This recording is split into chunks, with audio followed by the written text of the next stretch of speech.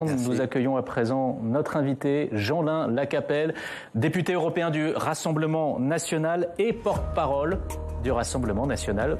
Venez, monsieur Lacapelle. Allez-y, installez-vous, Jeanlin Lacapelle. Bonjour. Bonjour à vous. Merci beaucoup d'être notre invité ce matin. Jeanlin Lacapelle, sincèrement, est-ce que vous vous attendiez à un tel score, 89 députés ? C'était très difficile de chiffrer. Nous attendions une bonne performance, nous le sentions sur le terrain. En revanche, vous savez, il y a 577 élections qui représentaient les 577 circonscriptions et c'est très difficile de faire une projection. Simplement... Parce qu'on a l'impression que vous-même, quand je dis vous, ce sont les cadres du Rassemblement national, vous avez été un peu surpris hier par l'ampleur de ce résultat. Non, j'ai plutôt vu surpris, moi, un certain nombre de commentateurs à qui nous avions dit que nous aurions plusieurs dizaines de députés qui rentreraient à l'Assemblée nationale. Et ce fut le cas hier. Ça a été une victoire historique pour ce mouvement. Moi, j'y suis depuis 37 ans. Et donc, en effet, hormis 1986, où le mode de scrutin était différent, était celui de la proportionnelle, nous n'avions jamais connu cela. C'est une victoire territoriale, votre confrère le disait il y a quelques instants en effet, puisque nous avons, au-delà de nos zones de force, nous avons réellement quasiment réalisé des grands chelem dans beaucoup de départements, alors le Var, le Vaucluse, le Pas-de-Calais, mais aussi l'Eure, Lyon, l'Aube, enfin des départements dans lesquels nous n'avons pas l'habitude d'avoir des victoires électorales. Donc ce qui veut dire que nous réussissons notre implantation, notre enracinement. Nous sommes le premier parti de la ruralité. Je rappellerai que Marine Le Pen avait était arrivée en tête dans 22 000 communes lors de l'élection présidentielle. Et bien lors du premier tour des législatives, nous sommes arrivés en tête de 11 000, je crois, 500 communes. Donc ce qui démontre que nous sommes le parti de la France, le parti de la ruralité, et que nous allons maintenant former, grâce aux Français que je remercie d'ailleurs pour nous avoir accordé leur confiance de nouveau hier, nous allons incarner le premier parti d'opposition à l'Assemblée nationale. Alors justement, Marine Le Pen a dit qu'elle comptait incarner une opposition ferme mais responsable. Ça veut dire quoi concrètement ? Écoutez, ça veut dire que nous ne serons pas dans l'idéologie. Donc vous êtes prêt à voter ponctuellement certaines mesures gouvernementales éventuellement ? Mais vous savez, je crois que c'est pour ça que les Français nous ont élus et c'est pour ça que les Français ont dit non à la majorité actuelle. Ou à d'autres formations politiques. Si les Républicains ou si les socialistes ont disparu, c'est parce que pendant des années, ils ont appelé à voter les uns pour les autres. Les Français, on en ras-le-bol de cela. Monsieur Mélenchon avait appelé... Les Républicains, ils n'ont pas complètement disparu. Ils ont plus de 60 députés. Les socialistes ils n'ont pas complètement... Parce qu'il y a des personnalités encore locales, mais je vous rappellerai quand même que lors des élections présidentielles, 1,5 pour les uns et 4,5 pour les autres, c'est proche de la disparition. Les Français en ont marre de ces petits arrangements et de ces petits calculs quelquefois au service de quelques sièges. Ce qu'ils souhaitent aujourd'hui, c'est qu'on les défende avec honnêteté et nous le ferons. Donc si les choses vont dans le bon sens, et par exemple sur le pouvoir d'achat, puisque Marine Le Pen a été la première à mettre au cœur du projet, au cœur de la campagne, les questions de pouvoir d'achat dès le mois de septembre dernier. Si demain, ils retiennent un certain nombre de propositions, la baisse de la TVA de 20 à 5,5% sur les produits d'énergie, la suppression de la TVA sur quelques produits de première nécessité, 100 produits que Marine Le Pen avait recommandé. Si l'indexation des retraites se fait, bien évidemment, comme Marine Le Pen l'avait proposé aussi. S'il y a une réindexation des retraites, eh bien, écoutez, tout ceci sera voté. Nous irons toujours dans le sens de la défense des intérêts. Donc là, de ce qu'on connaît du texte pouvoir d'achat de la part du gouvernement, vous êtes prêt à voter ces mesures ? Il y a des choses qui seront bien évidemment votées, mais nous sommes contre les sparadraps. Nous voulons des choses beaucoup plus profondes que celles-là. Donc nous amenderons le projet de loi qui sera présenté, mais je laisse Marine Le Pen le faire.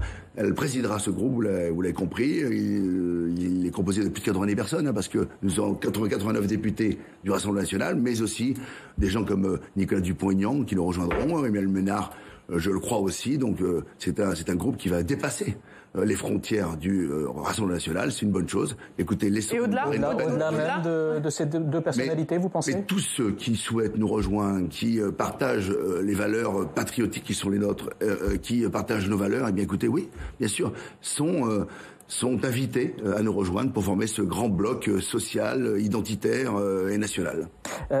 Est-ce que vous réclamez la démission d'Elisabeth Borne, un changement de Premier ministre ce matin ? Écoutez, je vais laisser Emmanuel Macron prendre ses responsabilités.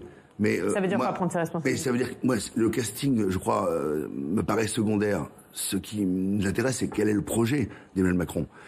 Enfin là, c'est pas un casting. Est-ce que vous dites, il y a eu une élection hier, est-ce que ça serait entendre le message que de démissionner Elisabeth Borne, ou est-ce que non, finalement, est-ce qu'Elisabeth Borne peut rester parce qu'elle a gagné dans le Calvados et parce qu'ensemble est majoritaire à l'Assemblée ? Emmanuel Macron a gagné l'élection présidentielle, légitimement. Marine Le Pen a recueilli 42% lors de cette élection-là. Emmanuel Macron s'est adressé aux Français en disant « J'ai entendu message. Il y a un message. Quel message a-t-il finalement entendu ou comment il l'a converti?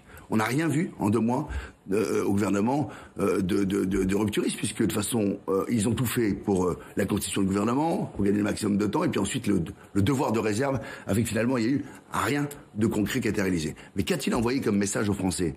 C'est le maintien de M. Darmanin, et le maintien de M. Dupond-Moretti, 2 portefeuilles où le bilan a été désastreux.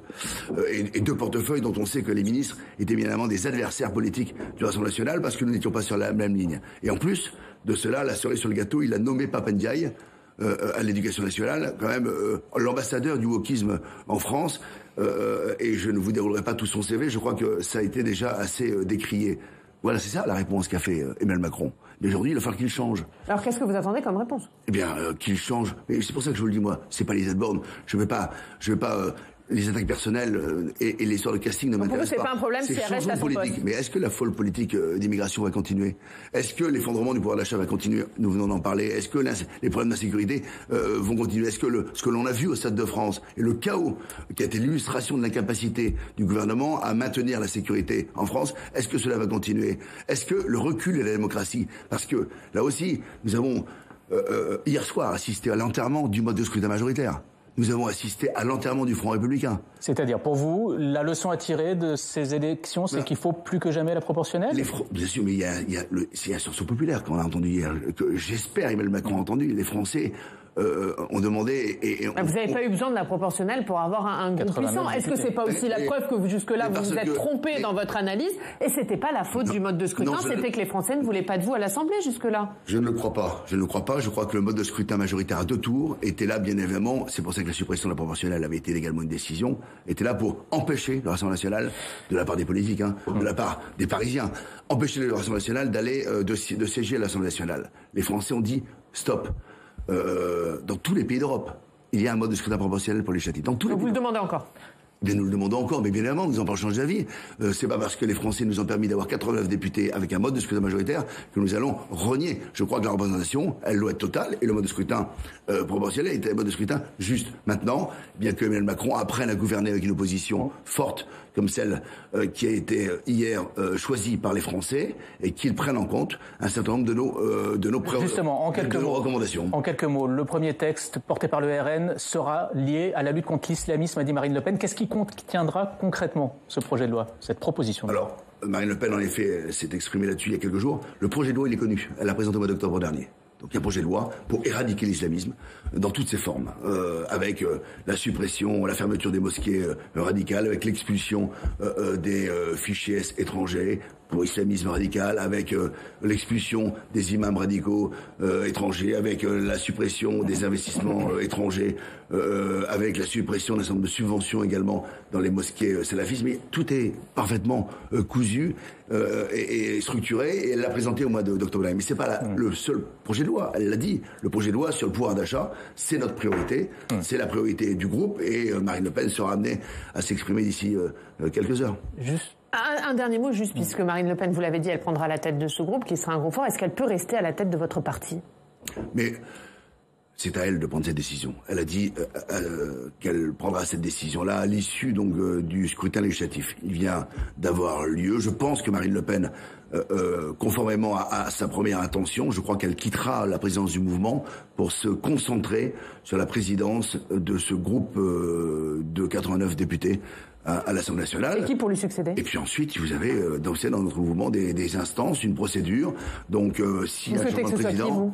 Mais moi, je n'ai aucune préférence et je ne me fais aucun souci sur la succession. Ça veut dire que Jordan Bardella n'est pas le successeur naturel? Mais Jordan Bardella sera probablement, ou peut-être le successeur. En effet, vous savez, on a des instances pour cela, un congrès qui se réunira, les adhérents, je crois, dans un bon état d'esprit, le choisiront. Oui ou non, revendiquez-vous la présidence de la Commission des Finances? Oui, notamment. Mais vous savez, quand nous formons le premier parti d'opposition, nous avons droit à un certain nombre de prérogatives. J'espère que les conventions et le droit républicain s'appliqueront également pour nous. Merci à vous, Jeanlin Lacapelle. C'est moi qui vous remercie.